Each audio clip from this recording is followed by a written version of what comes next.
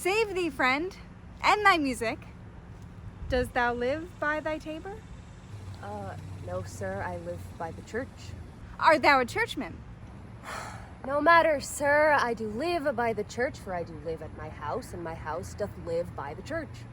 So thou mayest say, the king lies by a beggar if a beggar dwell near him? Or the church stands by thy tabor if the tabor stands by the church? You have said, sir. See, this age a sentence is but a cheverel glove to a good wit. How quickly the wrong side may be turned outward. Nay, that's certain. They that dally nicely with words may quickly make them wanton. Are not thou the Lady Olivia's fool? No. Indeed, sir, the Lady Olivia has no folly. She'll keep no fool, sir. Till she be married. Now, I am not her fool, but a corrupter of words. I saw thee late at the Count Orsino's. Foolery, sir, doth mark around the orb like the sun. It shines everywhere. Nay, and now pass upon me, I'll no more with thee. Hold, there's expenses for thee. Now Jove and his next commodity of hair send thee a beard.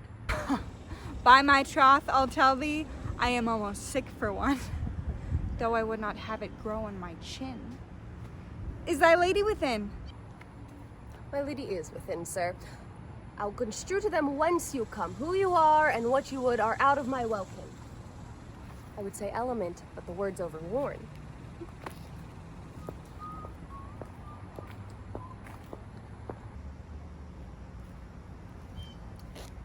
This fellow is wise enough to play the fool, and to do that well craves a kind of wit. He must observe the mood on whom he jests, the quality of persons, and the time, and like the haggard, check at every feather that comes before his eye. This practice is as full of labor as a wise man's art, for the folly that he shows is fit. But wise men, folly fallen, quite taint their wit.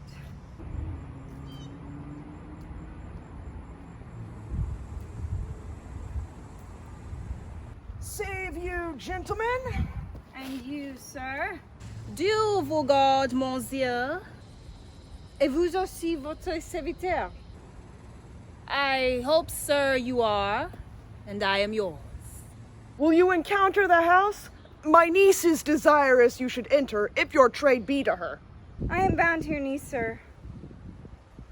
I mean, she is the list of my voyage. Taste your legs, sir. Put them to motion. My legs do better understand me, sir, than I understand what you mean by bidding me taste my legs. I mean to go, sir. To enter. I will answer you with gate and entrance, but we are prevented. Most excellent, accomplished lady, the heavens rain odors on you. That youth's a rare courtier. Rain odors. Well, my matter hath no voice to your own most pregnant and vouchsafed ear. odors, pregnant, and vouchsafed. I'll have them all three already. Let the garden door be shut and leave me to my hearing.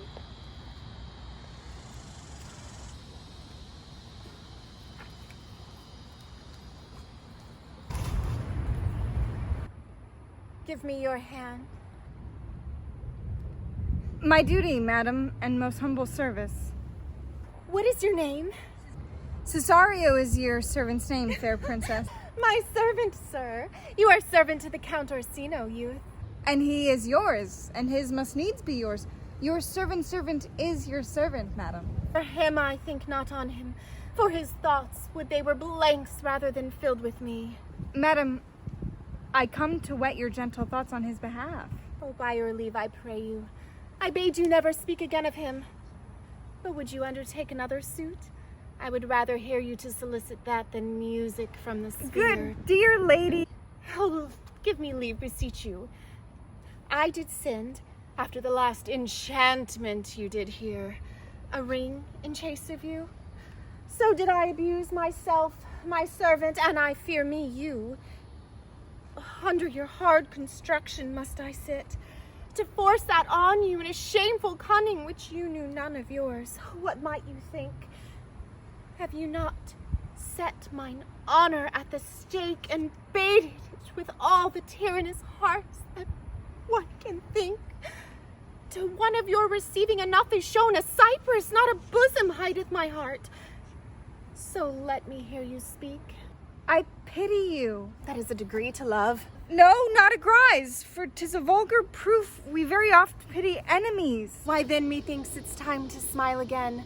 O world, how apt the poor are to be proud. If one should be prey, how much the better to fall before the lion than the wolf. The clock upbraids me with the waste of time. Be not afraid, good youth. I will not have you. And yet when wit and youth is come to harvest, your were is alike a proper man. There lies your way, due west. Then westward ho! Grace and good disposition attend your ladyship.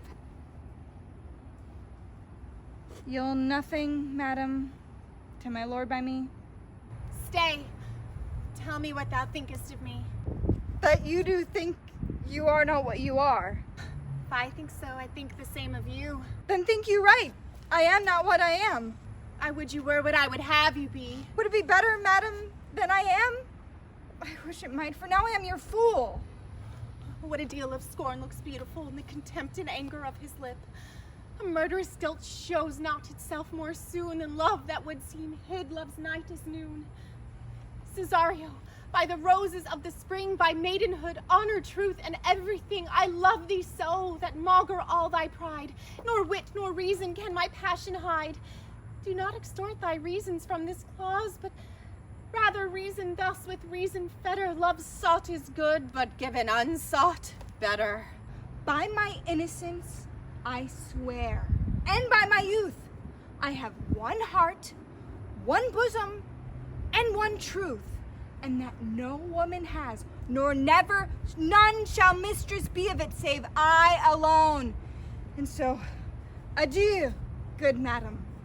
Nevermore will I my master's tears to you deplore. Yet come again, for thou perhaps mayest move that heart which now abhors to like his love.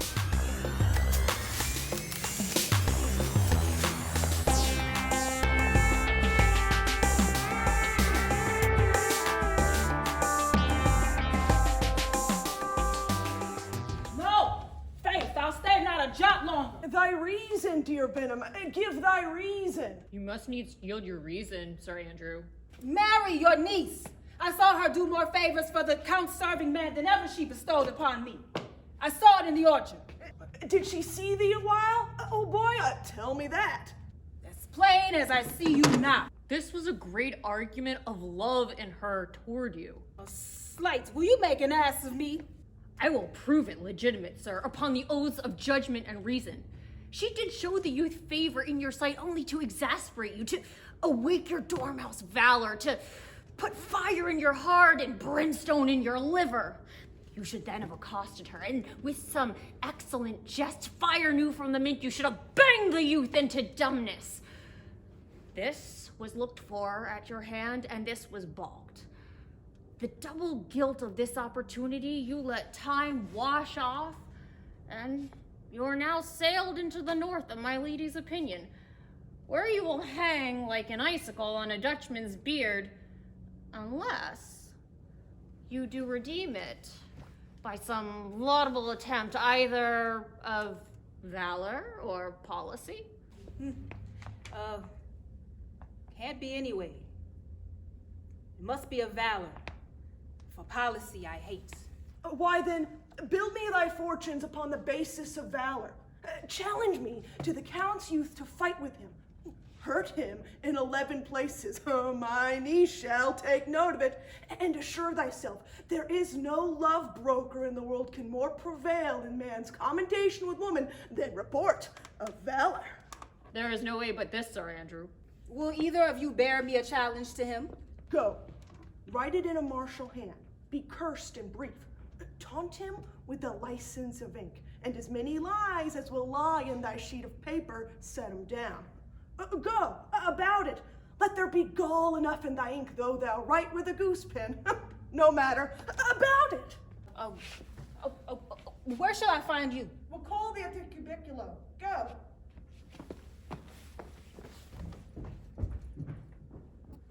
This is a dear mannequin to you, Sir Toby. I have been dear to him, lad. Some 2,000 ducats strong or so. We shall have a rare letter from him. But you'll not deliver it. Never trust me then. And by all means, stir on the youth to an answer. I think oxen and wain ropes cannot hail them together. For Andrew, if he were opened and you find so much blood in his liver as a clog will flee, all the rest of the anatomy. And his opposite, the youth, there's in his visage no great presage of cruelty. Look, where the youngest Rin of 9 comes. If you desire to laugh yourself into stitches, follow me. Yon go Malvolios in yellow stockings! And cross-gartered? Most villainously. I have dogged him like his murderer. He does obey every point of the letter that I dropped to betray him.